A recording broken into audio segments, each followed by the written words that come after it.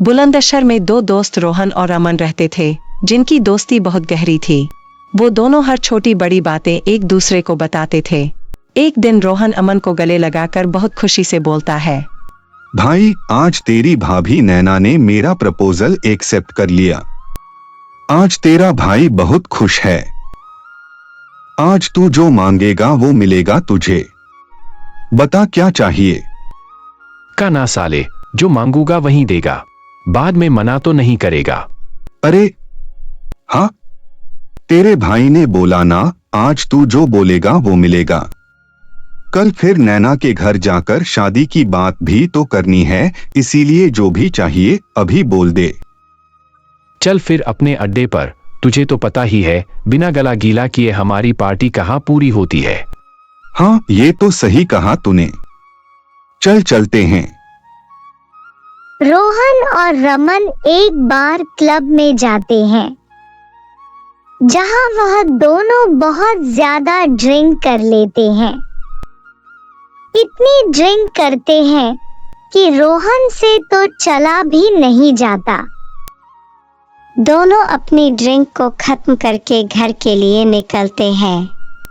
जैसे ही वो दोनों चलने के लिए उठते हैं, रोहन गिर जाता है। फिर अमन उसे संभालता है। चल, आज गाड़ी तेरा भाई चलाएगा। ठीक है। साले, तुझसे ठीक से चला नहीं जा रहा है। पहले गाड़ी तक तो पहुंच जा बे। नशे में धुत होकर रोहन किसी तरह टेढ़ी मेढ़ी कार चलाकर घर के पास पहुंच जाता है, पर तभी वो घर की सीढ़ियों पर जोर से गिर जाता है। भाई, तू ठीक तो है? लगी तो नहीं तुझे? तभी रोहन की माँ लता वहां आती है और बोलती है, ये क्या हुआ तुझे? ऐसे नीचे क्यों पड़ा है?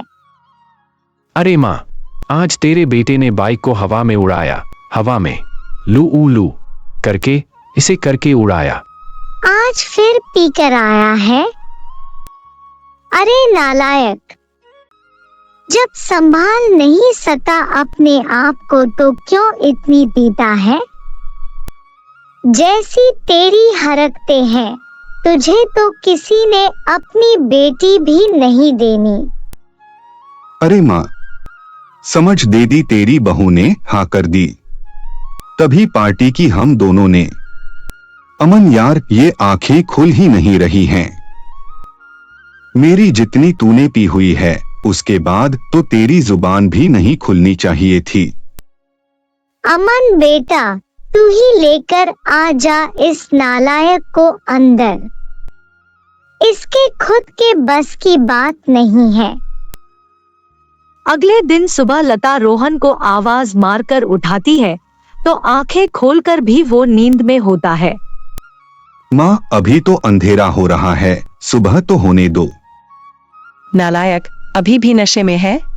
सूरज सर पर आ गया है, आंखें खोलकर देख और कब होगी तेरी सुबह। यार अमन, तू कहाँ है? ये मेरे कमरे में इतना अंधेरा क्यों रखा है? लाइट जला जरा। अमन रोहन की बात सुनकर घबरा जाता है। वो उसको खिड़की के पास ले जाकर बोलता है, अब दिखी साले रोशनी। लाइट जला तभी तो दिखेगी रोशनी। भाई, तू अंधा हो गया लग रहा है।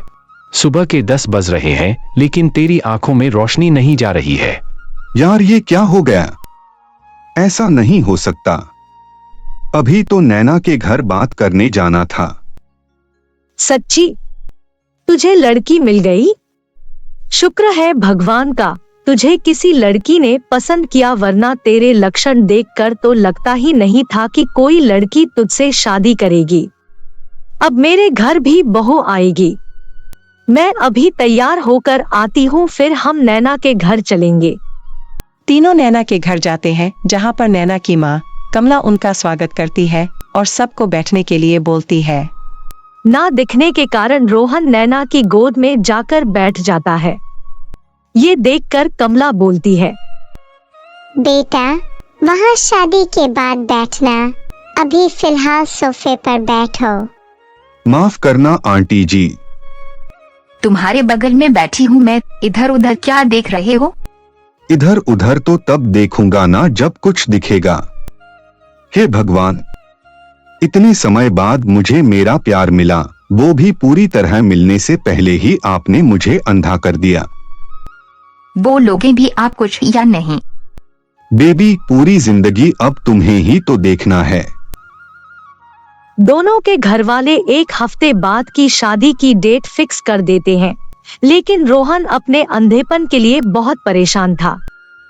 वो अमन के साथ जाकर अलग अलग डॉक्टरों से बात करता है, लेकिन कोई भी उसकी आंखों की रोशनी वापस नहीं ला पाता। रोहन रोते हुए अपनी माँ को सारा सच बता देता है।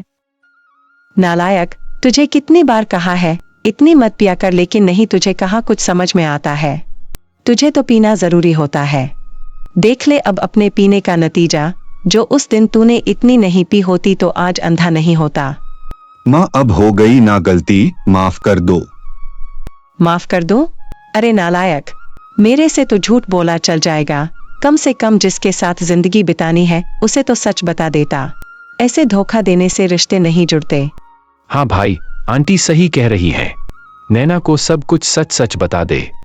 लता और अमन की बात मानकर अगले दिन वो उसके घर जाता है। वहाँ सभी मेहंदी की तैयारी में लगे होते हैं। अरे रोहन, तुम यहाँ? कुछ काम था? तुम क्या देख रहे हो? मैं तुमसे बात कर रही हूँ, मेरी तरफ देखकर बात करो। मैं जहाँ भी देख रहा हूँ तुम उसी तरफ आ जाओ, क्योंकि मेरी आंखों की रोशनी जा चुकी है, मैं देख नहीं सकता। क्या ये क्या मजाक कर रहे हो तुम? मैं अपने रिश्ते की शुरुआत झूठ की बुनियाद पर नहीं करना चाहता था। मानता हूँ तुमसे प्यार करता हूँ, पर शायद ये सच बताने के बाद तुम्हें हमेशा के लिए खो दूंगा, लेकिन झूठ बोलकर तुम्हें पा भी लेता तो कभी तुमसे नजरें नहीं मिल पाता। अब जो भी तुम्हारा फैसला होगा मुझे मंजूर है। रोहन खुद धीरे धीरे चलने लगता है। तभी किसी चीज से उसका पैर टकरा जाता है और वह गिरने वाला होता है, लेकिन नैना उसे संभाल लेती है। मेरे होते हुए तुम कभी नहीं गिरोगे रोहन। जिंदगी के इस मोड़ पर मैं तुम्हें अकेला नहीं छोड़ूंगी। एक बार फिर सोच लो नैना, क्या तुम्हें अंधा पति जिंदगी भर के लिए स्वीकार होगा? हाँ, मुझे स्वीकार है। आज से मैं तुम्हारी आंखें बनूंगी। नैना रोहन को अपना लेती है। दोनों की शादी हो जाती है।